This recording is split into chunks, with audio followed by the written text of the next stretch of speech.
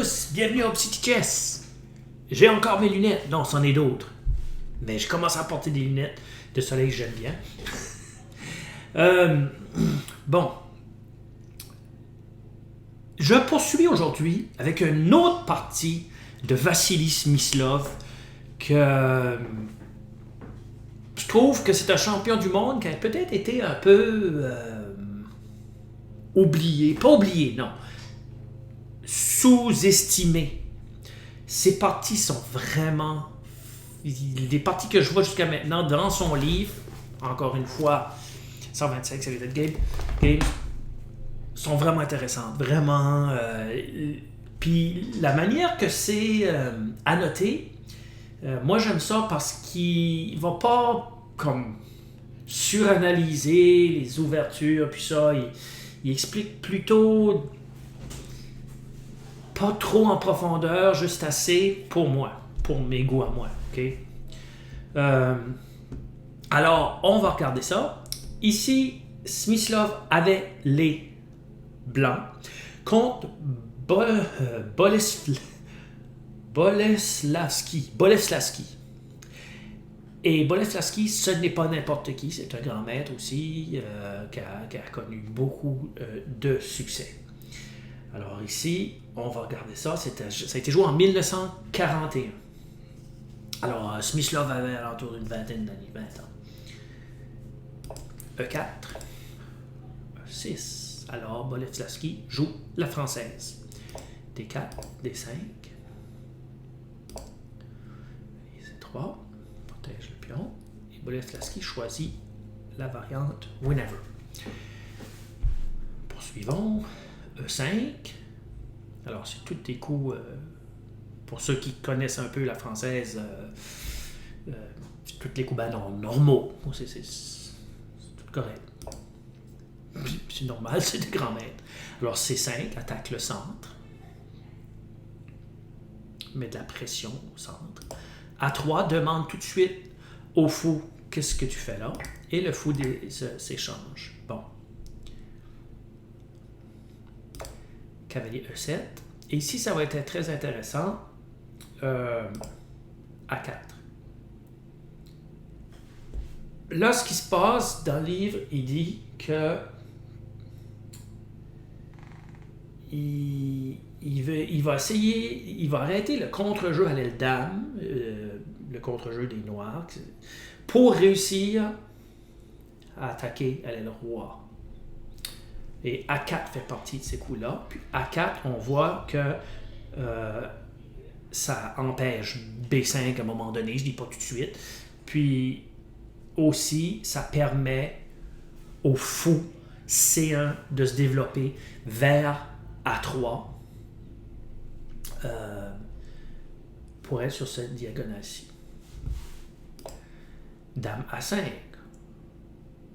OK, ben Dame A5, on peut se demander pourquoi. Attaque le pion C3 qui n'est pas protégé. Et ici, c'est assez intéressant. Bien sûr, étant donné que Smyslov sait que son fou va aller là, de toute façon, il joue la dame à D2. Et cavalier C6 ajoute la pression sur D4. Protège avec le cavalier. Et ici, bon. Ici, Boleslavski joue C4. Je sais que beaucoup d'entre vous, probablement beaucoup d'entre vous, peut-être pas beaucoup d'entre vous, mais C4, si tu cherches dans les ouvertures, il y a, on va dire, j'ai mis ça moi dans l'e-chess pour voir les ouvertures. Il n'y a personne qui a joué ça. Il n'y a personne qui joue ça parce que la raison, c'est que tu relâches la pression. Tu relâches la pression que tu exerçais au centre. Alors là, les Blancs vont nécessairement éventuellement avoir les mains libres du bord roi à un moment donné au centre. Il ne faut pas quand même oublier que Boleslavski, c'est un grand maître. Il a joué C4. OK, c'est pas l'idéal. Ça aurait été probablement mieux garder l'attention et jouer ici fou D7, je pense. Fou D7 aurait pu être intéressant. Est-ce que c'est possible? Oui, fou D7 aurait été un coup intéressant. Donc, C4. Et là, qu'est-ce qui est une pièce qui fout rien tout de suite? C'est le fou ici. Qu'est-ce qu'il va faire après C4? Et c'est ça qui est bien dans cette partie-là, c'est que Smyslov va démontrer comment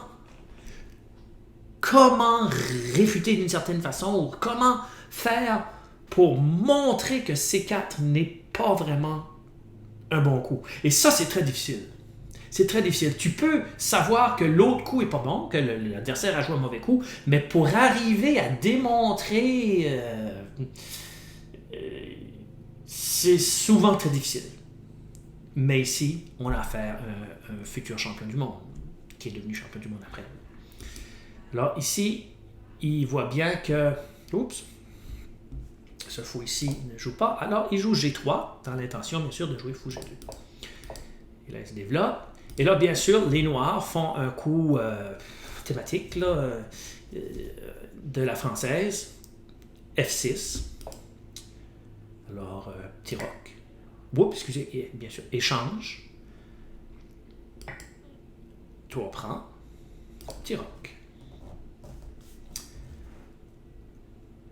Alors, ici, on peut voir que l'armée blanche s'installe très facilement du bord au milieu, au centre et du bord roi aussi. Les Noirs, on peut voir que la dame est comme pas dans le pâté, elle est partie de l'autre côté. Le fou ici va être difficile à faire quelque chose avec aussi. Ça veut dire aussi que la tour va prendre du temps. Donc, fou D7, fou A3, c'est ça. Tour 8. Malgré tout, il s'est développé vraiment du mieux qu'il pouvait en développant le fou, ça, mais le fou ne joue pas vraiment un gros rôle, un grand rôle. Cavalier H4. OK, cavalier H4. Ici, on peut se demander qu'est-ce qui se passe. Mais on va voir dans les coups suivants pourquoi il a joué cavalier H4. Cavalier C8. Okay. Ici, ils disent que cavalier F5 aurait été préférable tout de suite. Boleslavski avait d'autres idées. Cavalier C8, qui est comme un peu passif, disons. Regardez, F4. Et là, on peut voir, là. Oh, ce genre de manœuvre. Cavalier H4, F4, cavalier F3, cavalier E5. Parce que le cavalier à E5 va être extrêmement puissant. Le cavalier 6, E7. Ici, il joue la tour là. Pour, encore une fois, il sait que s'il peut stopper les Noirs, l'élan des Noirs, ou stopper... avant que ça arrive vraiment le contre-jeu noir sur Bordam, les Noirs ne pourront rien faire. Ça fait que c'est ça qu'il fait. Il joue la tour à B1 pour attaquer le pion B6 et faire reculer la dame à C7. Il joue A5, toute beauté, qui contrôle cette case-là encore plus. Et on sait, juste pour vous montrer, OK, s'il prend capture... Puis là, on va dire capture, mais la dame vient de se faire capturer. OK, ça fait qu'il perdrait une pièce. Donc, on peut dire que la tour protège d'une certaine façon le pion indirectement. A6, A5, C7, fou C6, cavalier F3, ici, cavalier G6, cavalier E5. Bon, alors il a réussi à apporter sa tour, son cavalier à E5. OK. Ici, il y a l'autre coup. Les Noirs ont joué cavalier CE7. On a développé le cavalier là. Il fallait bien qu'il fasse de quoi. Il faisait rien avec ce qui était. Ils disent que ça n'aurait pas été... beaucoup mieux s'il avait appelé. Il aurait pu prendre cavalier prend. OK. Cavalier prend, pion prend, la tour à F7, tour à F1, capture, capture A5, puis là c'est ça, on peut penser, il gagne un pion, mais l'activité, regardez ça, dame F4, l'activité des blancs compense plus que largement le pion. OK. Alors, comme ça, par exemple. OK. Schiste, le fou va venir, case blanche s'offre au blanc. Donc, les blancs. OK, cavalier E5. Oui, cavalier E5. Bon.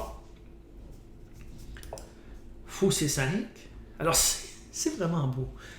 Comme je disais, il a joué cavalier E5, cavalier G6. Oh, il avait joué A5 avant. Oh, là, il joue fou C5 pour juste qu'il n'y ait plus du jeu, que les noirs n'ont plus de jeu sur les dames.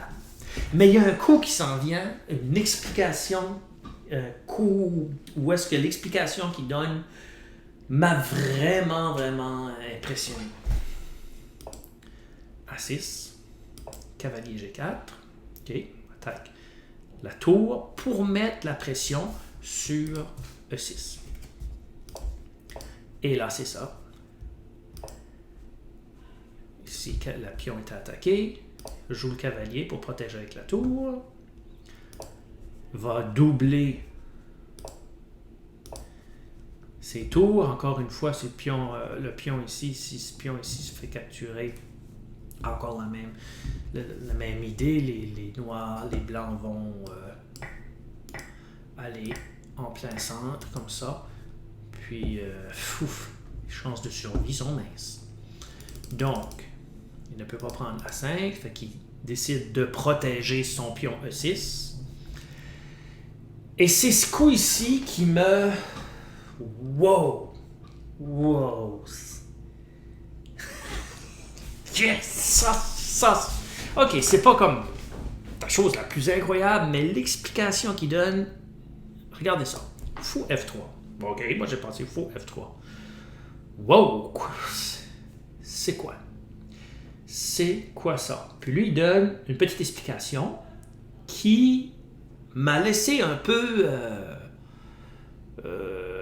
je ne sais pas comment dire, je me demandais, finalement je me demandais, c'est quoi ça? C'est quoi ça? Alors l'explication qu'il donne, moi je vais la traduire un peu, là, c'est, il dit qu'en jouant mon fou là, je donne la case G2 à ma tour, puis aussi, je vais probablement, peut-être, je pourrais transférer mon fou à H5 à un moment donné, ou même préparer H4, H5. Donc, OK, le fou, préparer le fou A, qui irait... Oups, c'est-tu même qu'on fait ça?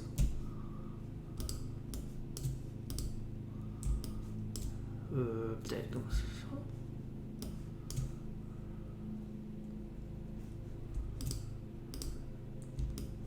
OK, le fou H5, je comprends. Tu sais, le cavalier va probablement s'enlever. Puis, fou pourrait aller à H5, ça d'allure. Le pion... Oups! Oh, excusez-moi. Misère avec ça. Le pion... Ben là... Le pion qui irait à H4 puis H5. Ben oui, ça a du bon sens. Puis le fou va supporter d'une certaine façon le pion s'il en a besoin. Mais moi, ça qui me... C'est comme son histoire de... je vais laisser vacante, je vais laisser... je laisse ainsi la place, la place G2, le pion, la place G2, à la tour. C'est là, je pense comme... Oh, wow! Dans quel... Comment est-ce qu'il... Pourquoi est-ce qu'il dit quelque chose comme ça? Comme le... Qu'est-ce que la tour ferait à G2? Pourquoi la tour irait à G2? OK, le roi est là, mais... Puis pion, il y a un pion, c'est une colonne fermée. C'est quoi ça? Génial. Regardons bien. On va continuer. Oups. Bon. Là. Roi achète. OK. OK. Tour.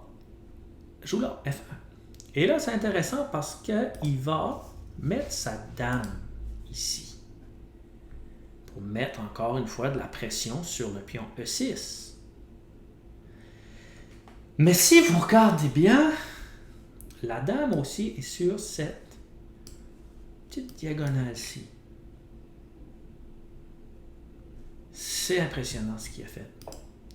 Cavalier F8. Alors, et là, le cavalier revient sur le coup même à E5, bien sûr. Tour F6. Okay. Tout le temps cette pression-là sur E6. Et là, il joue G4. Wow! Mais là, on dirait que les choses commencent à prendre forme comme il voulait. Moi, OK, donc c'est hors de mon niveau, là. Mais comme, wow! Alors, regarde bien. La dame, pas tout de suite, mais si le cavalier va probablement s'enlever, la dame a cette case-ci maintenant. Puis là, ça commence à faire un petit peu plus d'allure, son histoire de « Ah, je laisse cette case-ci pour ma tour. » G4. Cavalier s'enlève, il va à D6. Dame G3. Alors, voyez-vous là que si le pion ne serait pas ici, ouais, la tour pourrait aller là, puis là, ça commencerait à aller mal, ben ça va déjà mal. Alors, les noirs essayent de s'en sortir. G5. Il fait. Cavalier prend. OK, là, il n'y a plus grand espoir. Ici, il y a plusieurs comme coups que vous pouvez vous amuser à regarder. Moi, c'est pas ça qui est l'idée aujourd'hui. Alors, cavalier prend. Pion prend tour. Cavalier prend fou, échec. Tour prend. Et regardez l'histoire de la tour G2.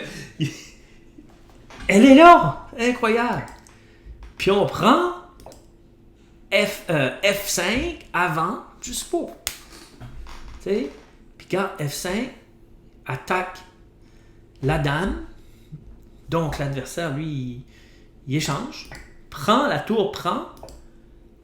E5. Tour joue là. Finalement, comment est-ce qu'il a pu vraiment... Je me demande s'il a pu calculer tout. C'est vraiment, vraiment, vraiment impressionnant qu'il y avait... C'était une des idées de jouer la tour à G2 et il a été capable de la jouer. Puis ici, maintenant, ça ne prend pas la tête à Papineau pour voir qu'il y a échec, voilà, échec, voilà, échec et mat qui s'en vient. Qui s'en vient, qui est une possibilité, qui est une menace. Bon, donc l'adversaire joue cavalier, attaque le fou, et regardez bien ça. Je pense que j'ai déjà vu dans peut-être dans des tactiques de problème. Échec, joue là, menace l'échec et mat. OK. Alors, supposons qu'il prend là, ben c'est échec et mat. Le roi joue, parce qu'il n'y avait pas d'autre place. Hein. S'il jouait là, ben c'est échec et mat. Okay. Le joueur rejoue de nouveau. Et regardez ça. Fou vient là. L'adversaire ne peut pas. Fou vient là. AC1, échec et mat. Il prend. Désespéré. Joue là. C'est fini. Abandon. On va dire qu'il joue là, échec et mat.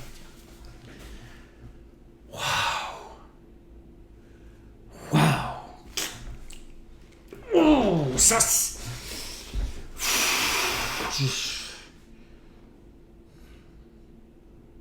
Alors, tout de suite, j'ai 2 livres que je suis en train de faire la lecture.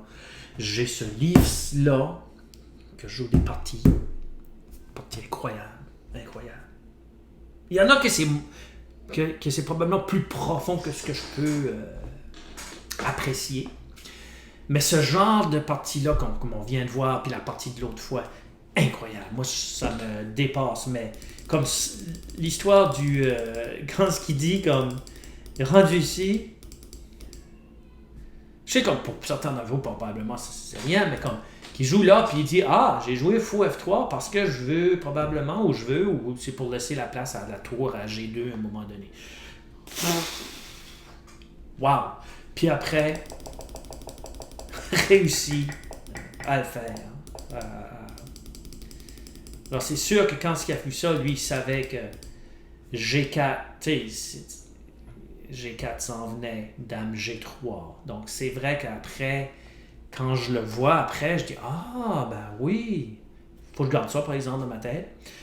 Mais sur le coup, c'est pas si évident que ça pour moi.